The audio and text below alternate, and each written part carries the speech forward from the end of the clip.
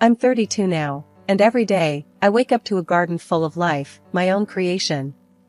My house, a cozy little thing surrounded by blooms and greenery, was the last gift from my grandma. This place is more than just land and a building, it's a testament to a battle I've fought since I was a kid, a battle against my own blood. In our family, owning the local restaurant wasn't just a job, it was an identity, passed down like some sacred torch. My brother, Mike, he took to it like a fish to water. Me? I was the odd one out, the black sheep with her head stuck in the dirt. Literally, according to my folks and Mike. A gardener, they'd sneer, as if the word left a bad taste in their mouths. Dinner conversations were a minefield. "Eva, look at ya, dirt under your nails at the dinner table. Ain't proper," Dad would grumble, his disapproval as heavy as his hand on the back of my chair. Mom would nod, her eyes darting between my hands and Mike's clean, expected ones. "He's right, Eva. You're not a child anymore. It's time you started thinking about your future in the restaurant, not playing in the mud." Only Grandma got it. She was my harbor in the storm, the one person who saw the dirt under my nails, not as a sign of disobedience, but as a badge of honor. "Let the girl be," she'd chime in, her voice calm, but firm against the rising tide of my parents' disappointment. "She's got a gift, don't you see? All this," she'd wave a hand over the garden. "It's not just dirt. It's life, it's passion." Grandma was the one who introduced me to the wonders of gardening. She'd talk about plants like they were old friends, each with their own quirks and needs. We'd spend hours in her garden, a place where I felt free, understood. She even took me to flower exhibitions, where I saw the possibilities of what could be created with just soil, seeds, and love. "Look at this, Eva," she'd say, pointing at a particularly stunning display.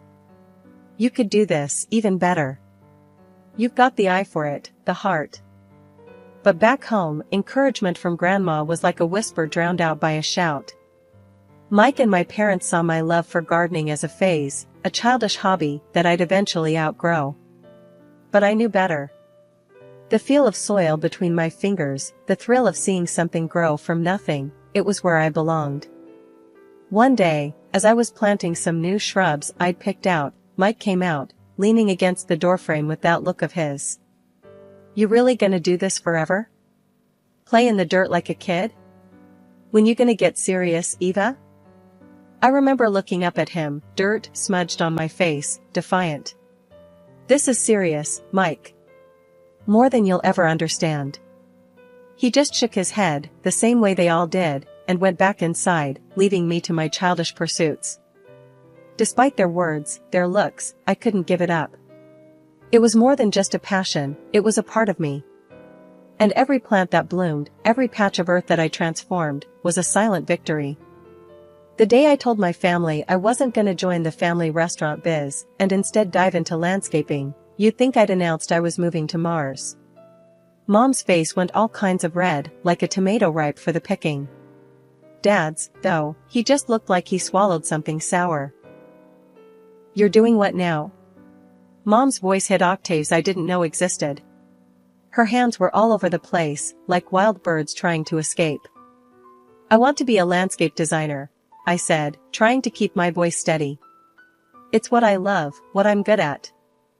Dad slammed his fist on the table, making the silverware jump. "Landscaping? That's no career for my daughter. You're meant to help run the restaurant. This is just nonsense." Their reaction was no surprise, but it stung all the same. That's when Grandma stepped in, her calm voice slicing through the tension. Now, let's all just take a moment. Eva's got a gift, and it's clear she's passionate about this. Why not give her a chance to explain?" So, I laid it all out. How I felt alive with soil under my nails, the joy of watching something I planted grow, the designs in my head just bursting to come out. I talked about the garden I'd planned in my head for Grandma's backyard, the plants I wanted to try, the colors and textures. I could see Grandma nodding, a small smile on her face, but Mom and Dad? They looked like they were sitting through a foreign film without subtitles. In the end, Dad gave me an ultimatum. "It's the restaurant or the door," he said, voice cold as ice.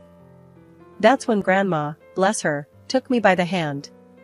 "She'll stay with me," she announced, and that was that. I moved in with her the very next day. Grandma's place was a haven.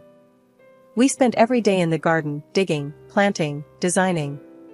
She listened to my ideas, offered her wisdom, and together we plotted out a space that was a reflection of both our spirits. It was during one of those days, hands deep in the earth, that she said, "You know, Eva, you've got something special. Your love for this, it's going to take you places." And then, something amazing happened. Mrs. Henderson, Grandma's next-door neighbor, had been watching us work and asked if I could do something with her sorry excuse for a garden. I jumped at the chance. It was my first real project, and I poured everything I had into it. The transformation was something else. Mrs. Henderson's barren plot turned into a vibrant oasis, bursting with colors and life. She was so over the moon that she paid me $500. I couldn't believe it. My very first paycheck for doing what I loved. "I told you," Grandma said, her eyes twinkling with pride. "You're going to make a name for yourself." We decided to celebrate at the local cafe, just me and her. It was a simple gathering, but it felt like a victory party. Over coffee and cake, we planned our next big project, her garden centerpiece. "To your first job," Grandma toasted, raising her coffee cup. "To many more," I replied, the weight of my family's expectations feeling lighter than it had in years. That night, as I lay in my old room at Grandma's, I realized something. This was just the beginning. The road ahead was uncertain, scary even, but for the first time in my life, I felt like I was exactly where I was supposed to be.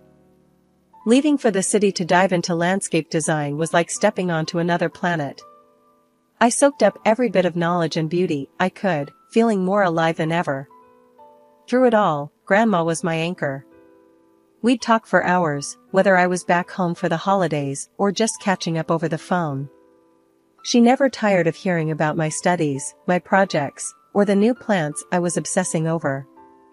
But as for Mom, Dad, and Mike? Radio silence. It was as if I'd vanished from their lives the moment I chose my path. Then, everything changed when Grandma passed away. It hit me like a freight train. She was my rock, my biggest supporter. After the funeral, which was the last time I saw my family, I learned that Grandma left me everything, her house, her garden, and a bit of savings. She believed in me and my dreams, even if no one else did. But that's when the storm hit. My family, already distant, turned colder. They had plans for Grandma's house, dreams of selling it to pour money into the restaurant. When they found out about the will, all hell broke loose. "You can't be serious." Dad bellowed over the phone when I told them I was keeping the house and using Grandma's savings to fund my career. "That money, that house, it's meant for the family, for the restaurant." Mom's voice was no less fierce. "How can you be so selfish? Your grandmother would be ashamed of you, hoarding everything for yourself." Even Mike, who rarely got involved, chimed in. "Come on, Eva. Don't do this to the family. We need that money." Their words stung, but I stood my ground. Grandma believed in me, in what I'm doing. She wanted me to have the house, to make something of myself. I'm honoring her wishes, whether you like it or not. The line went silent for a moment before Dad's voice cut through, colder than I'd ever heard it. "If you go through with this, don't bother calling us your family anymore. You're on your own, Eva." And just like that, the decision was made for me. I lost more than Grandma that day, I lost my family. But in the midst of that loss, I found a resolve I didn't know I had. So, I poured myself into my work, into transforming her garden into a tribute to her memory. It wasn't just about plants and designs, it was about proving to myself, and maybe to them, that I could make it on my own. That I was more than just the family outcast, more than just a gardener. Years rolled by, thick and fast, like seasons changing in my garden. My old but snug Grandma's house became a slice of paradise in the midst of my hustle. Friends became my new family, filling the house with laughter and warmth, especially during our legendary barbecue nights. Then, out of the blue, a wedding invitation landed in my mailbox. It was from my brother, Mike. A wedding at the family restaurant, the very place I'd drifted apart from what used to be my family. My heart sank a little, memories, both sweet and sour, bubbling up. I can't believe Mike's getting hitched, I mumbled to myself, flipping the invitation in my hands. That evening, my backyard was buzzing with the usual suspects, my friends, grilling and chilling. I tossed the invitation on the table, a silent announcement. "You gotta go," Jess said, snagging a burnt sausage off the grill. Her words were blunt, no room for argument. "Yeah, show 'em how you flourished, Eva. Like one of your gardens," added Sam, his grin encouraging but knowing the turmoil I felt. I sighed, the weight of the decision pressing down on me. But stepping back there, after everything? It's not about them, Eva. It's about closure, for you. And who knows, maybe a fresh start? Jess nudged, always the optimist. Their words, a mix of wisdom and whiskey, finally got to me. "All right, I'll go. For Grandma, if nothing else," I conceded, my voice a mix of determination and dread. The next few days were a whirlwind of preparations. I found myself in front of a mirror, trying on a dress that felt like armor. It was beautiful, in a way that whispered confidence and grace, not just to the world but to me, too. "I'm doing this," I whispered to my reflection, a promise to the woman staring back. Choosing a gift for Mike was another battle. What do you gift someone who's drifted so far away, they're more a memory than a brother? In the end, I settled on a rare plant, a symbol of growth and resilience. Something only I would give, a nod to our shared past and my unyielding love for the green and growing things. The family restaurant, decked out in garish decorations, felt both familiar and alien. I'd hoped for a fresh start, or at least some semblance of civility. That hope shattered the moment I caught sight of my family. Mike spotted me first. "Well, ain't this a surprise? Thought you'd be too busy playing in the dirt to remember your only brother's wedding," he said, loud enough for a circle of guests to hear, his smirk wide and unwelcoming. I tried to keep my voice steady. "Congratulations, Mike. Wishing you both the best." My attempt at diplomacy fell flat, his smirk turning into a sneer. Mom and Dad were next, their expressions a mix of shock and disapproval. "Eva, you actually came. Thought you'd consider this too mundane for your exquisite tastes," Mom said, her voice laced with sarcasm, barely concealing her disdain. Dad's eyes scanned me from head to toe, his disappointment palpable. "Hope you've left your garden long enough to remember how to behave at a family event," he added, his tone harsh and unforgiving. Then came Mike's fiancée, Clara, eyeing me like I was a specimen rather than a person. "So, you're the infamous sister. Mike said you'd rather plant flowers than be part of the family." "Can't say he was wrong," she said, her voice dripping with contempt, her hand resting possessively on Mike's arm. The conversation around us had paused, the guests' attention now fixed on the unfolding drama. I felt their stares, curious and judgmental, as if I were an exhibit on display. Trying to salvage some dignity, I responded, "Just wanted to wish you both happiness. That's all." But the barbs kept coming. "Make sure you don't dirty up the place, Gardner. Wouldn't want the guests thinking we let just anyone in," Mike quipped, the guests around him chuckling uncomfortably. Feeling smaller by the second, I was directed to a table in the corner, away from the family, away from any semblance of belonging. The table was clearly an afterthought, barely decorated and awkwardly positioned. As I took my seat, the whispers grew louder, the glances more pitying. "I heard she chose weeds over family," someone whispered, not too far from me. "Imagine missing out on real life, because you prefer dirt," another snickered. The laughter and music swelled, a stark contrast to the coldness at my solitary corner. I was an outsider here, surrounded by people who knew me only by the scornful stories they'd heard. As the wedding dragged on, with me tucked away in my corner like an afterthought, the atmosphere started to shift.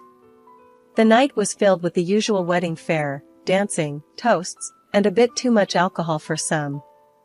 Yet, amidst the revelry, an unexpected moment of redemption emerged, catching me off guard.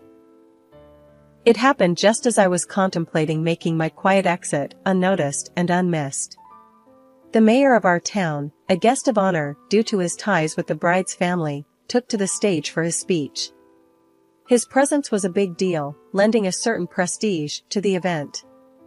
I'd met him a few times professionally, given my work on several city park projects, but I doubted he'd remember me. "Ladies and gentlemen," he began, his voice commanding attention. The room hushed, glasses pausing mid-air as everyone turned to listen. As he spoke about community and coming together, his gaze suddenly found mine. He asked Mike and his fiancée with a puzzled look, "Why's the famous landscape designer sitting all by herself like she's been put in timeout?" Mike and Clara glanced at each other, clearly clueless. That's when the mayor pointed straight at me. You could have heard a pin drop. My family looked like they'd seen a ghost. The mayor beckoned me over. "Folks, we're lucky tonight. Right here, we've got the talent behind our city's most beautiful parks. Not to mention, she's just snagged a cool 300 grand from the city for her next project." Applause filled the room, echoing off the walls, as I made my way to the front. I took the mic, feeling a mix of pride and nerves. "Thanks, Mr. Mayor," I started. "It's all about making our city a better place, one garden at a time."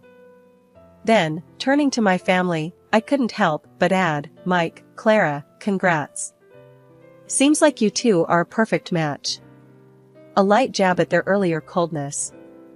To my parents, I said, "Hope you're not too embarrassed by your gardener daughter now."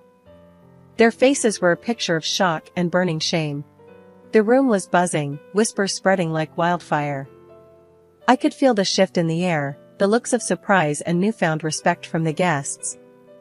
I returned to my table, no longer the outcast, but the evening's unexpected star. The mayor and a few other city bigwigs joined me, their interest genuine. The night took on a new flavor, conversation swirling around future projects and the sudden spotlight on me. For the first time in a long time, I didn't feel like just the odd one out in my family. I was Eva, the landscape designer who'd carved her own path, one that even the mayor admired. And as for my family, well, let's just say the evening gave them a lot to think about. The evening of my brother's wedding unfolded into something far beyond the awkward family reunion I'd anticipated. Surrounded by the city's elite, I found myself in deep conversation with the mayor, among others, about the potential for new, ambitious landscaping projects throughout the city. His enthusiasm was infectious, and for a moment, I allowed myself to dream bigger than I ever had before. "And Eva, your vision for the new park downtown, it's exactly what we need to breathe life back into that area," the mayor said, his eyes alight with excitement. "Your ability to see the beauty in the neglected spaces is remarkable." "Thank you, Mr. Mayor.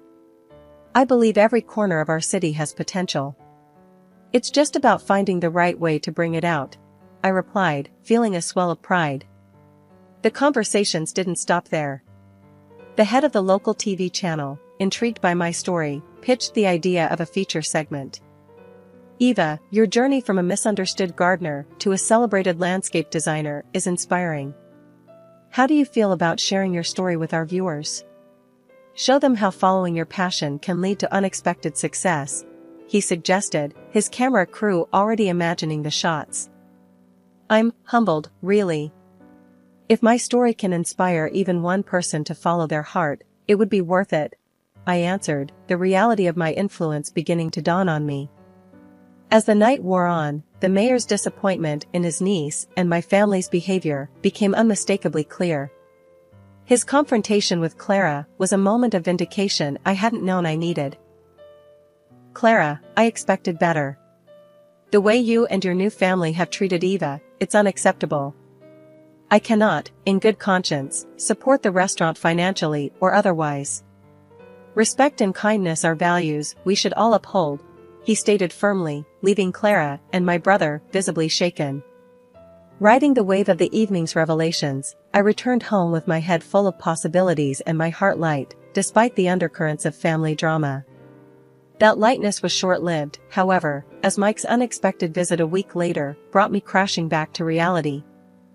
"Eva, we're struggling. The restaurant, we're in deep.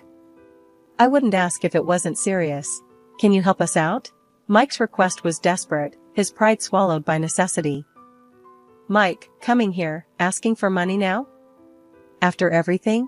You really don't get it, do you? I built my life, my career, on my own, despite how you all treated me."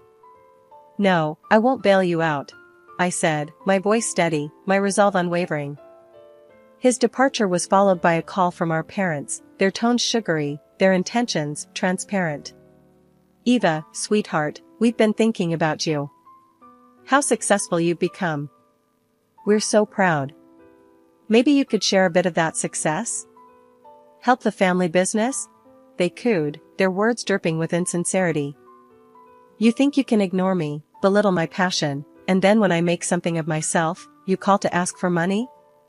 I'm doing well, thanks for finally noticing. But I won't be your safety net." "Goodbye," I replied, hanging up with a mix of anger and liberation. The chapter of seeking approval from those who'd never understood me was closing. Ahead lay a path filled with potential, paved by my own achievements and the respect of those who truly valued my work. Life, as they say, has a funny way of coming full circle. While I was out there, laying down roots in more ways than one, my family's restaurant was crumbling, brick by metaphorical brick. Turns out, the lavish lifestyle and the illusion of prosperity my parents and Mike were so keen on maintaining was just that, an illusion. They hadn't been investing back into the business. Instead, they were burning cash on fancy toys and flashier ways to show off. When the restaurant finally went under, it took them down with it, drowning in a sea of debt and broken dreams. Mike's marriage didn't survive the fallout. Clara, who had married him thinking she was getting the future king of the local dining scene, wasn't about to stick around for the downfall. She left, leaving him to wallow in the mess that was now his life. No restaurant, no wife, just a heap of debt and regret. On my end, though, things were blooming beautifully. Orders were rolling in nonstop. The mayor's office had me on speed dial, wanting to greenify every corner of our town. And it wasn't just them, private clients wanted a piece of the magic too. My calendar was a colorful mess of appointments, projects, and meetups with some of the most fascinating folks you'd ever meet. The TV spot aired, and suddenly, I wasn't just the local gardener made good, I was a story, a beacon for anyone daring to dream differently.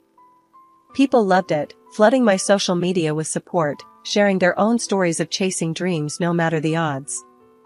"Did you see the comments on that post?" My assistant, a bright-eyed green thumb named Lucy, asked me one day, scrolling through her phone with a grin. "You're like a celebrity now." I chuckled, shaking my head. "All because I like playing in the dirt." "It's more than that, and you know it," Lucy shot back, always quick to remind me of the bigger picture. "You're showing people it's okay to follow their passion. That's huge." She was right, of course. What started in my grandma's backyard had grown into something I could never have imagined. And speaking of grandma, not a day went by that I didn't think of her. Every plant I placed, every design I drafted, was a testament to her belief in me. As for my family, well, the silence between us stretched on. They were too proud, or perhaps too ashamed, to reach out after everything that had happened. I heard about their struggles through the grapevine, the same way they likely heard about my successes. One quiet evening, as I sat reviewing plans for a new community garden, a thought struck me. Despite the distance, the hurt, and the vastly different paths our lives had taken, they were still my family. Maybe it was time to bridge that gap, to offer an olive branch. Not because they deserved it, necessarily, but because holding on to bitterness was like letting weeds take over a garden. I picked up my phone, hesitated for a moment, and then dialed Mike's number. It rang, and then, finally, "Hello? Mike, it's Eva. I'd been thinking, maybe it's time we talked. Really talked. The line was silent for a beat, 2 beats, then, yeah. Maybe it is. The conversation was awkward, stilted, but it was a start. A seed planted towards something new. Maybe it would grow, maybe it wouldn't. But at least I'd tried. And in the meantime, I had gardens to design, dreams to nurture, and a legacy to build, one that Grandma would have been proud of.